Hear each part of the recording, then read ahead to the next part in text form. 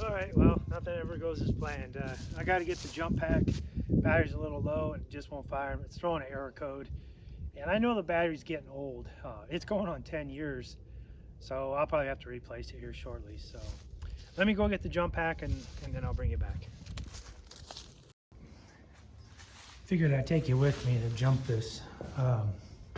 So this is kind of where I store the stuff I don't use for the winter.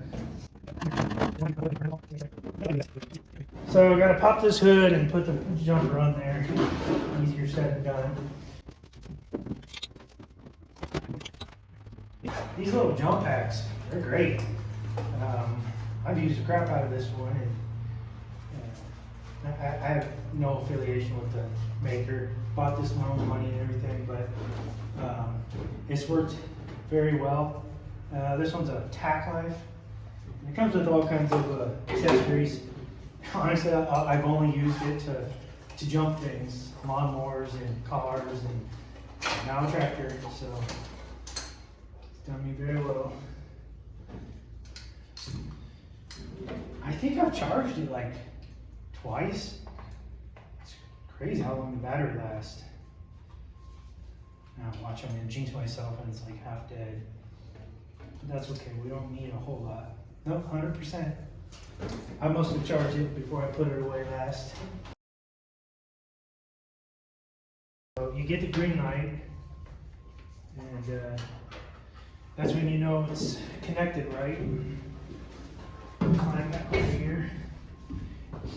It did get a little chilly last few nights. It dropped down in the low 20s. And like I said, I knew this battery was failing. I was hoping to get one more season out of it. But just so nice out today, and I want to mill some wood, so we're gonna get it started. Yeah, it already sounds different, and still getting the code, but let's see if it starts.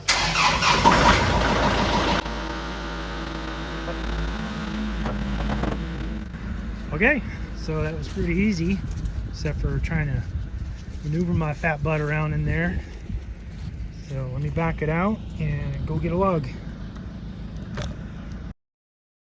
When I jumped it, or when I first hooked it up, it was at 100%, and it only went down to 98%. I mean, this little thing's been awesome. Even started my diesel Chevy truck. Both batteries were pretty much toast. Yeah, the thing had a bad brake switch. It's got those. It's a 95, so it's got that switch on the pedal. And there's a lot of the spring wore out, so it was leaving the brake light on, and I didn't realize it because I'd always back it in to the driveway and then just get out and walk away.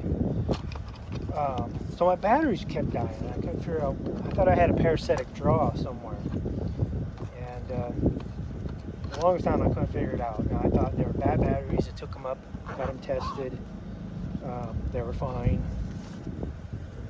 So just didn't drive the truck enough, I guess, to really realize it. And then one day I didn't back in, and I noticed the lights were on.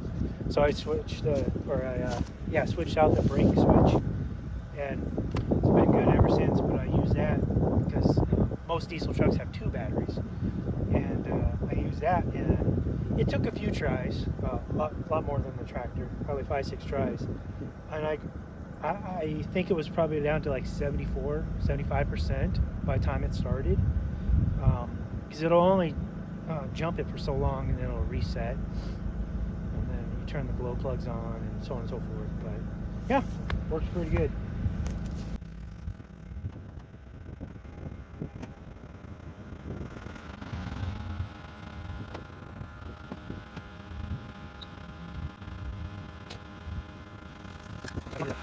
Oh, look at that. I guess we're just not supposed to be doing this stuff today. Well, not acceptable. Let's go get some air in it. Okay, as you saw, I got a flat tire. On the back side, it did look like it came off the rim. So if that bead's broken, we got a whole nother job. But I've got a kind of a setup over here. We got just my cheap compressor.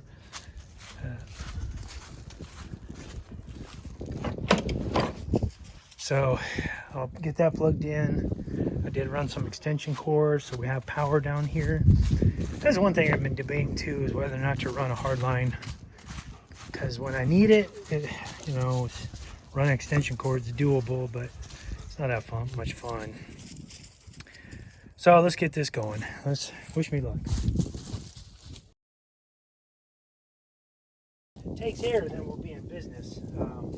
The other side had a pretty bad puncture. I hit some angle iron. And these tires brand new are very expensive. So I just had them put a tube in it. I don't know where this one might be leaking. It must be a really slow leak because I never really noticed it before. When the temperature's dropping down, that didn't help matters. Different air pressure. So let's see what happens here.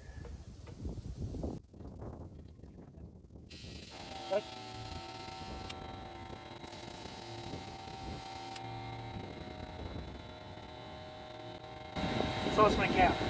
I should have put it in my pocket. I hate it when I do that. I know it's just a cap, but it still drives me crazy.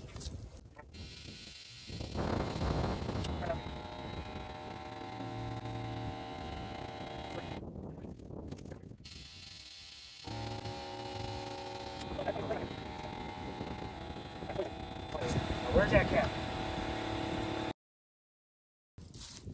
I think it's MIA.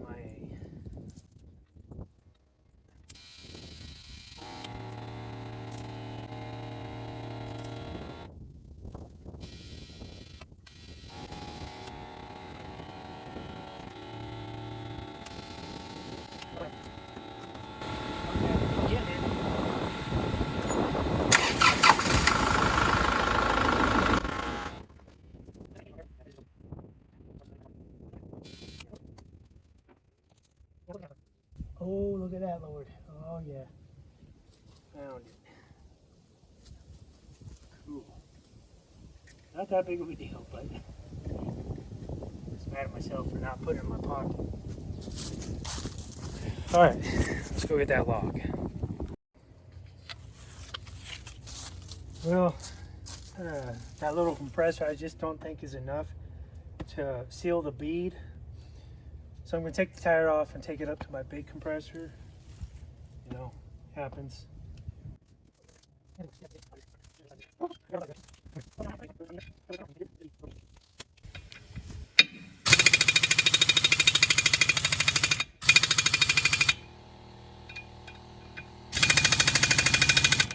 this piece of crap. So the compressor is not even going to impact. It's too small of a compressor for that big impact. So I'll go get a breaker bar or a big ratchet. Alright. I honestly don't know if I've ever taken this wheel off. So if I would have put some anti-seize in there, which would have helped, but I don't know if I did. We'll find out. No, I don't think so. The other side, which like I said, at one point had a big gash in it. And I think I also had to put a plug in it once. This side never had a problem with it.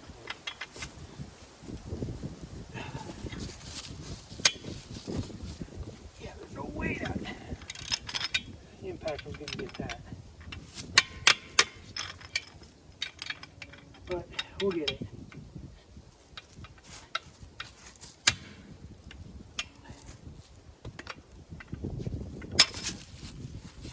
You know, I think we've all had those days where you got a plan, right? And nothing ever goes to plan until it does, and then it's all worth it in the end. But good to have skills, you know. I know some people that wouldn't even know what to do in this situation, and others that would just pay somebody $200 for a service call instead of just doing it themselves. Couldn't do that. Got all the tools and the know-how, so why not? You know, get outside, enjoy the weather, get your hands dirty.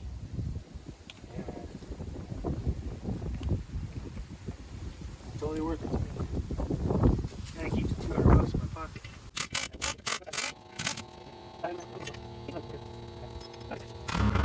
So I couldn't really drive it up to my big compressor. So I'm going to take the wheel off, roll it up there, and hope that pops that back onto the bead.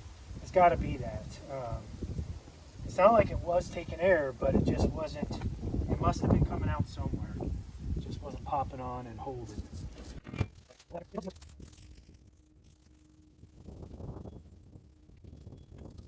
All right, let's go up to the shop. As I was walking up the wheel, I noticed he's probably not going to pick it up on camera, but we got gophers again. Gophers or moles. I'm pretty sure that's a gopher because I seen him run under there. In fact, he might actually have a den in there. So have to get out the gopher traps again.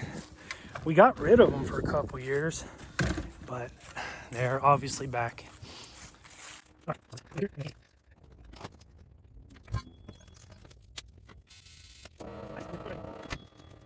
A lot more resistance with that one, so that initial surge, I think, popped it under. It sounded like that rubber was stretchy, so I think we have some luck here.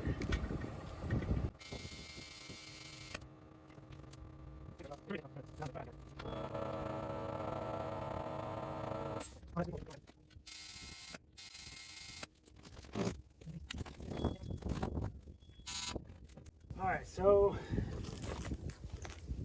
this video is not intended to be a tire repair, but it's turning out to be. We're going to try the ratchet straps technique.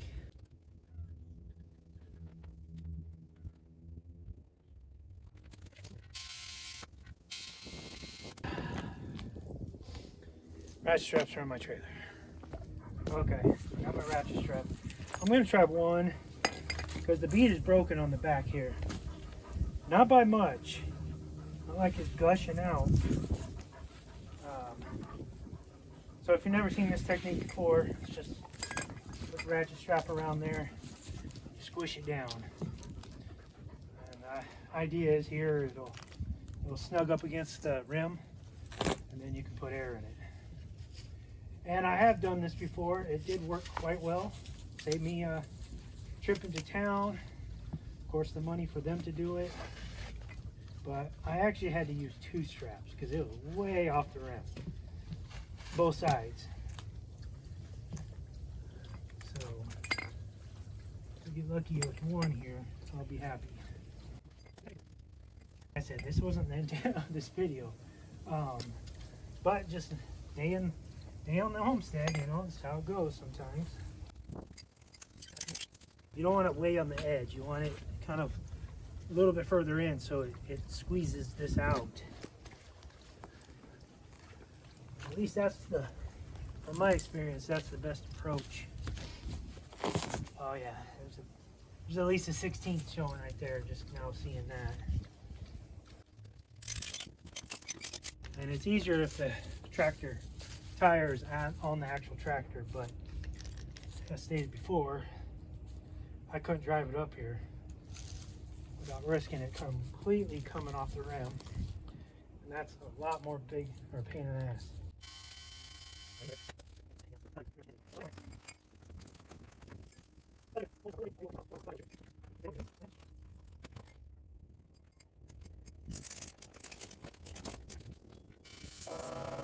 You don't want to put too much in there because you're fighting them straps, but I think it's on the bead. Just going to loosen these a little bit.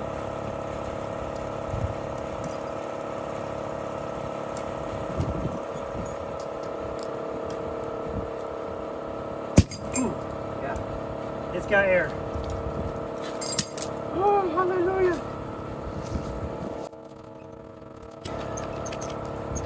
Alright, so that's loose. More air in it.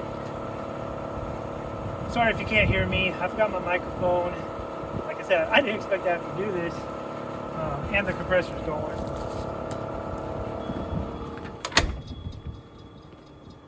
But I'm pretty sure the bead is on because those straps were hard to come off, which is a good sign. It's got pressure. So I think we're in business. Yep, the tire's going up. Big time difference. I bet I have some PSI now.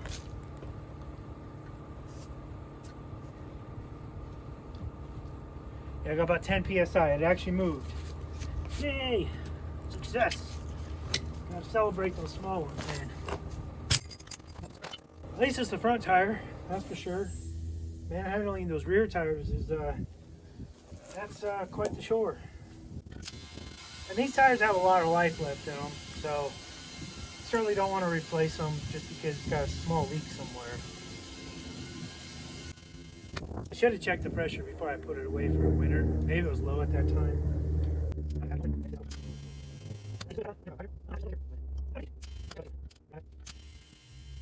Yeah, that ratchet trick, I'm sure somebody else invented it. I don't know.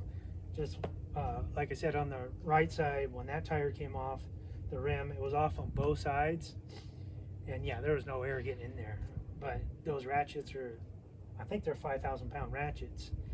And I just gave it a try and it popped on there. I was going to try the ether trick and all that stuff, but those ended up working out just fine.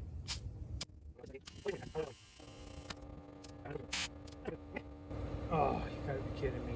So I put the cap in my pocket and I bet I lost it rolling the tire up here. There's no way I'm gonna find it now, so I'm not even gonna bother.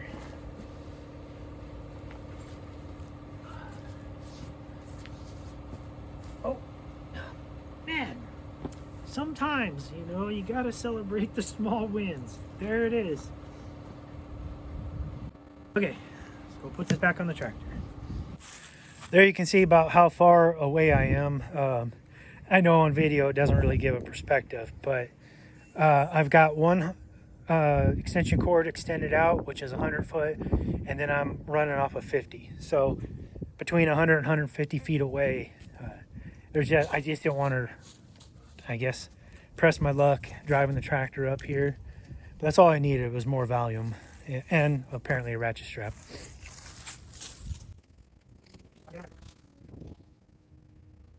Yeah, I'm coming back for you guys.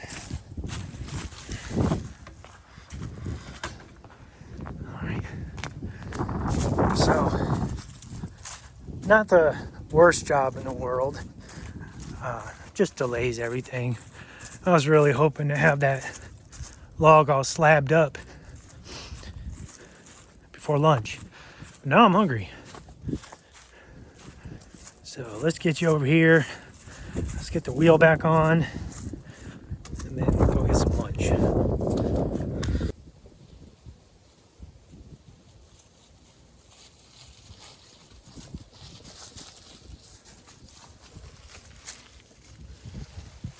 Yeah, I've never taken this one off. So I love Kubota though, man. They take that extra step. So a lot of times this area in here won't be painted, and rust and corrosion and dirt and all that stuff will get in there, and then it's a pain in the ass getting that wheel off. Like on cars and stuff, sometimes you got to take a sledgehammer after it. But as you saw, this one came off pretty easy, and it's not a flat face either.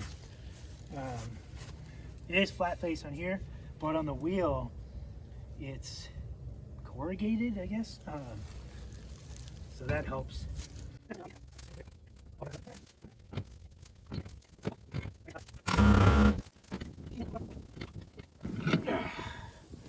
She's on there. Gotta go with some antices. So this Permatex stuff is what I use. You know, there's all kinds of different brands, but definitely want to put this on the lug nuts. Helps tremendous. Yeah, so I mentioned this on another video, but I started a new workout a few weeks back, and I try to work out every day, especially the older I get and the more people I see. It seems like, you know, they forget how important that is, and that's very important to me. It helps with the stress in life. Of course, it's healthy, and you know, I'm a firm believer. Strong body, strong mind, and doing this kind of stuff, you know, kind of just brings that point home. We just gotta get the lug nuts on, get them started and stuff. But while I'm doing that, kind of get back. So my new workout, you know, I want to get back to like just a full body calisthenic type of workout. I'm not really into like bulking up or anything like that. I like to stay lean. The new workout consists of 200 push-ups on the days that I go for long zone 3 runs. So that usually consists of like 6 to 7 miles, maybe like a 9.5 minute pace, just to get a little bit of cardio in there. On those days I do 200 push-ups and then 3 sets of 20 pull-ups. And I split those pull-ups. I do neutral grip and normal grip, and I guess wide grip. So kind of split that up, 6 or 7 of each, 3 different sets. And I've noticed that already that I feel stronger. I don't know if I've really leaned up much. I'm probably about a month into it, so 30 days. My belt is getting looser, so I haven't lost any weight though. So it's just, I guess, offsetting the fat with some muscle, which I'm fine with. But anyways, like I said, I'm a firm believer, strong body, strong mind. So I always try to encourage folks I know to work out. You don't even necessarily have to do a lot. Just if you can get in 30 to 45 minutes of high intensity training a day, it does wonders. I'm telling you. So many people my age or even older, they just forget how important it is. And I guess it's that comfort. I also believe that too much comfort can lead to weakness, and man, that's like cancer. Once it gets a hold of you, it's just so hard to get rid of. And now of all times, we need strong men of all ages, and you just can't be strong when you're diabetic and you're 50 to 100 pounds overweight. You eat like crap. You have no breath, no cardio. It just kind of saddens me, the state of things. Anyway, so I do that on my days where I do the long runs, and then on my so that's at least 3 days a week. And then on my other days, I either do sprint intervals or I do kind of race pace days. And what I mean by sprint intervals, I'll fall just straight out sprint for as long as I can. Usually it's like 400 to 500 meters, and then I gotta rest. And that gets harder as you get older and stuff, but you just got to keep at it. And that obviously helps with the long runs. The long runs I could run 9-minute pace that's probably my marathon pace, really. So not extremely fast, but I could run it for forever. So then anyways, on those other days, I do race pace or I do sprint intervals. And I don't typically do any kind of muscle or lifting, no pull-ups or anything like that, because you do need some recovery time too. And weekends I'm usually doing stuff like this, so I feel like it's enough to kind of hold me over until Monday. And I prefer to do all my workouts outside, weather permitting, of course. It's got to be pretty bad for me to go inside though. The other day I went for a run, and it was one of my long runs. I was just in my shorts and my t-shirt, and it was 22, but it was sunny out. And I felt pretty good, but about a mile and a half into it, my hands, my forearms got real cold, and started throbbing and stuff, and I had to keep shaking them out. And like I said, it was my long run, so I wasn't even close to being done. I made it back and stuff, just took a while to warm up.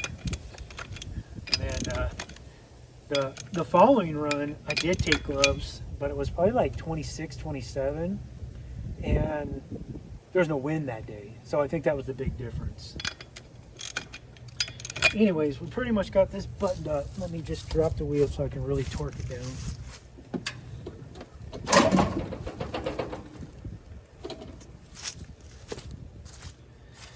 So yeah, I mean, for all the folks that do watch, whether you're my subscriber or not, I just implore you, just work it in, you know, start eating good if you don't already.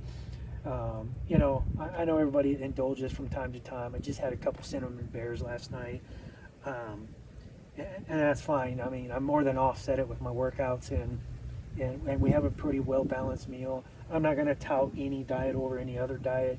I was vegan for about 2.5 years, and I tell you, I did lose weight. I got a lot more energy. I didn't have heartburn as much. But as I kind of like in hindsight, as I look back, those were the years that I left a really stressful job. And I think the stress is what really gave me heartburn and stuff, because I rarely ever get it anymore. And you know, so I've been off of the vegan diet for about a year now. We do eat meat. I don't eat a whole bunch of bacon and you know, sausages or anything like that. Nothing really processed. Gives me bad gas for one, but I just don't care for it. I guess probably because of the way it makes me feel. So you know, we'll eat beef, we'll eat chicken, fish, of course. Try to find all the wild caught stuff that we can. Right now we're working with a lady to buy a cow, and can't find a meat locker to slaughter it. So it's crazy in society right now. Nobody wants to work. There's a lot of opportunity out there, but I'm not sure what's going on. It's hard to say, but yeah, I mean, I would say we have a pretty well-rounded diet, and that works for us. Some people swear by the carnivore diet, the keto diet, all that kind of stuff. I don't really get into those gimmicks and stuff. I have seen where people went on the carnivore diet, and in a short period of time, they lost a lot of weight. They were pre-diabetic, no longer diabetic, no longer pre-diabetic. All these afflictions went away. So there might be some truth to that. But again, I think everybody just has to do what's right for them. I will say, sitting on the couch, eating potato chips and drinking Mountain Dew is not right for anybody. And you know, we raise our own chickens and ducks and stuff, so we have that protein. Of course, vegetables. We had a store-bought tomato the other day, and it tastes like water. It was just disgusting. Like, no, I'd rather not, you know. All right, well, enough of that. Job done. We'll probably just throw this into a video. Let me know if you like this kind of stuff. I mean, I always have to do it, you know. Things are always breaking down. You got to take time. I might take that battery out too at the same time, but you got to take time to fix your equipment and make sure it's running properly. Like I said, in hindsight, I should have checked the pressure before I put it in there. I didn't think this tire had any issues. I knew that one did, but that one's perfectly fine. I just checked it, and so yeah, probably put that on the charger, see if I can recondition it. If not, I may have to go get a new one. So now I'm just going to clean up. Like I said, let me know if you like this kind of stuff. I'll start putting more of it on the channel. It's just maintenance, but you know, I tend to watch it, and so maybe there's some people out there interested. So anyways, appreciate you watching. I'll catch you on the next one. Oh yeah, the next one we're going to do the project in the movie room. Sorry. I've got a log picked out, so stay tuned for that. That'll be out shortly. Thanks again.